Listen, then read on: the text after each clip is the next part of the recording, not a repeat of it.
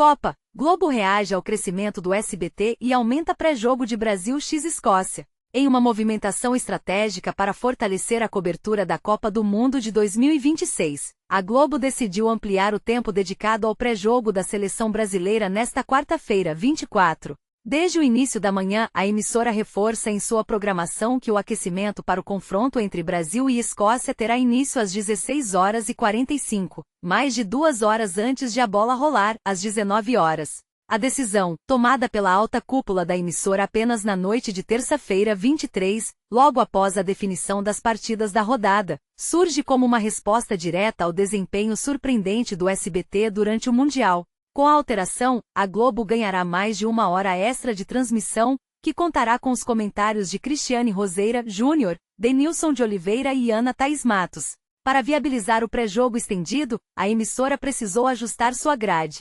Diferente do que se especulava inicialmente, a reprise de Avenida Brasil será mantida, enquanto o capítulo da novela Quem Ama Cuida desta quarta-feira 24, será sacado da grade. As produções A Nobreza do Amor e Coração Acelerado já tinham suas exibições suspensas devido ao futebol. O movimento reflete a acirrada disputa por audiência. Na última sexta-feira 19, a transmissão do SBT durante a vitória do Brasil por 3-0 sobre o Haiti atingiu picos de 13 pontos na Grande São Paulo. O resultado superou a expectativa inicial de 10 pontos e chegou a surpreender executivos da Globo e até nomes como Galvão Bueno. Diante desse cenário, a Rede Carioca reforça sua cobertura, já que além de Brasil x Escócia, Globo e SBT seguirão dividindo as transmissões de outras partidas decisivas da fase de grupos.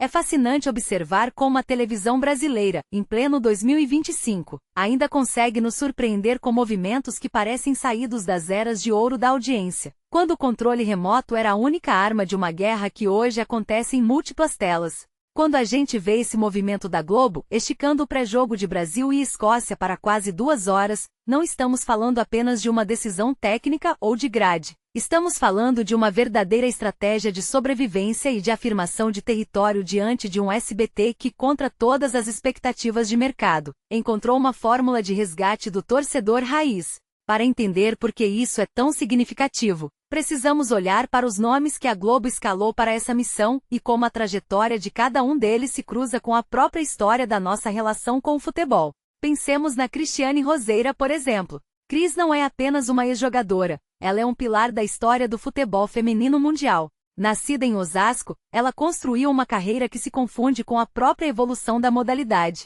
Sua trajetória é marcada pela resiliência. Enquanto muitas atletas da sua geração enfrentaram o descaso absoluto, a Cris, com seus gols decisivos em Olimpíadas e Copas, forçou a porta para que hoje tenhamos nomes como Ana Thaís Matos, que também está nessa equipe, ocupando espaços de destaque na análise técnica. A Ana Thaís, aliás, é um caso à parte. Ela começou sua jornada em um ambiente que por décadas foi estritamente masculino, trilhando um caminho árduo até se tornar uma das analistas mais respeitadas, por que não dizer, polêmicas do país. Sua ascensão na Globo não foi um acaso, foi um acúmulo de preparo e uma coragem de dizer o que precisa ser dito, algo que incomoda muita gente, mas que é fundamental para a oxigenação do debate esportivo. Quando a emissora coloca Cris e Ana juntas, ela está consciente ou não, forçando um modelo de cobertura muito mais plural do que aquele que a gente via há 10 ou 15 anos. E não dá para falar de Globo e futebol sem citar o Júnior e o Denilson. O Júnior é talvez a voz mais sensata do futebol brasileiro. O maestro, como ficou conhecido desde os tempos de Flamengo e da seleção de 82, é o elo entre o futebol romântico técnico e essa nova fase frenética da comunicação. Ele já viu de tudo, desde a era de ouro da locução até a fragmentação dos direitos de transmissão. Já o Denilson, que hoje é um fenômeno de carisma e audiência em outros campos, traz uma leveza que é vital. Ele, que foi o jogador mais caro do mundo numa transação histórica lá nos anos 90, soube se reinventar com uma maestria poucas vezes vista. O Denilson entendeu que o esporte precisava de entretenimento, de risada, de humanização.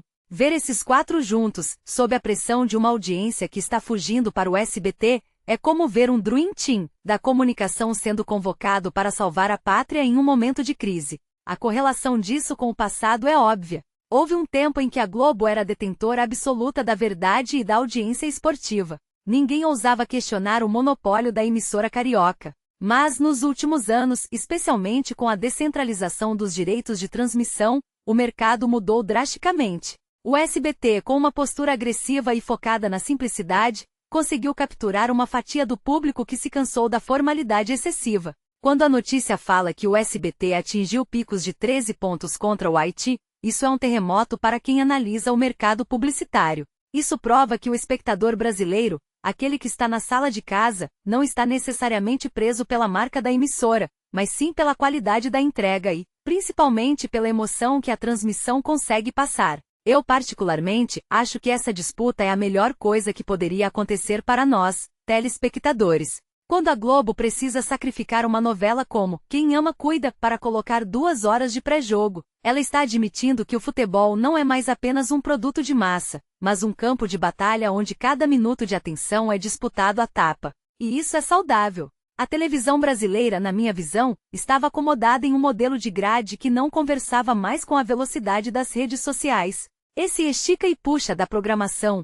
esse ajuste de última hora, mostra que os grandes executivos finalmente entenderam que o público não tem mais paciência para enrolação. Mas o que esse momento representa na história desses profissionais? Veja, para a Cristiane e para a Ana Thaís é a validação definitiva. Para o Júnior, é a manutenção do seu posto como a voz da experiência. Para o Denilson, é o ápice de uma carreira que começou nos campos e se consolidou nos estúdios. O que me chama a atenção é como a sombra da Avenida Brasil, que vale notar, continua sendo um fenômeno imbatível de audiência, a ponto de a Globo não arriscar tirá-la da grade nem sob pressão do futebol. Serve como um termômetro. O fato de a novela ser intocável enquanto outras produções são sacrificadas mostra que a Globo ainda tem medo de perder a sua espinha dorsal de entretenimento, mas que o futebol, quando bem escalado, é a única coisa capaz de rivalizar com o melodrama ficcional. Eu fico pensando no que isso diz sobre o futuro. Essa movimentação estratégica para a Copa de 2026 não é apenas sobre o Brasil e Escócia de hoje. É sobre estabelecer quem será o dono do imaginário coletivo brasileiro nos próximos anos. O SBT mostrou que tem fôlego e que não tem medo de investir, e a Globo, por sua vez, está usando todo o seu arsenal, nomes de peso, tradição e ajustes cirúrgicos na grade, para garantir que a sua narrativa permaneça dominante. Como apresentador, eu vejo isso com entusiasmo.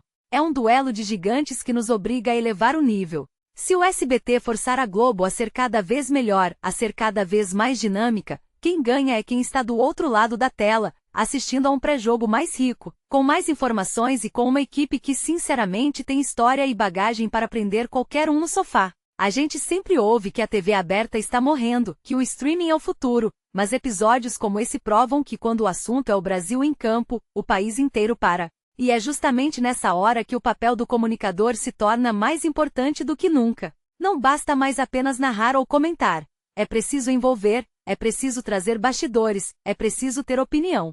E convenhamos, ter nomes como esses na tela, pessoas que respiram o esporte, é o diferencial que mantém a televisão viva, pulsante e, acima de tudo, necessária.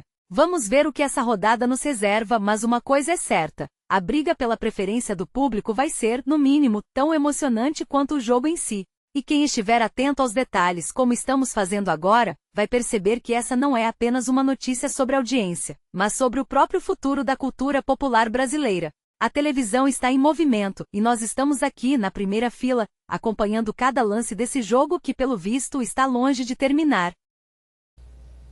Muito bom, ok. Obrigado por assistir até o fim. Eu acho que notícia é uma coisa importante, a gente ficar antenado. O brasileiro gosta de notícia, de telejornal, de novela, de acompanhar os famosos, reality e todas as coisas que são úteis. Tem tanto canal aí fútil, passando coisa que nem tem nada a ver, nossas crianças consumindo. Bom, eu tô postando notícia e é de hora em hora, hein?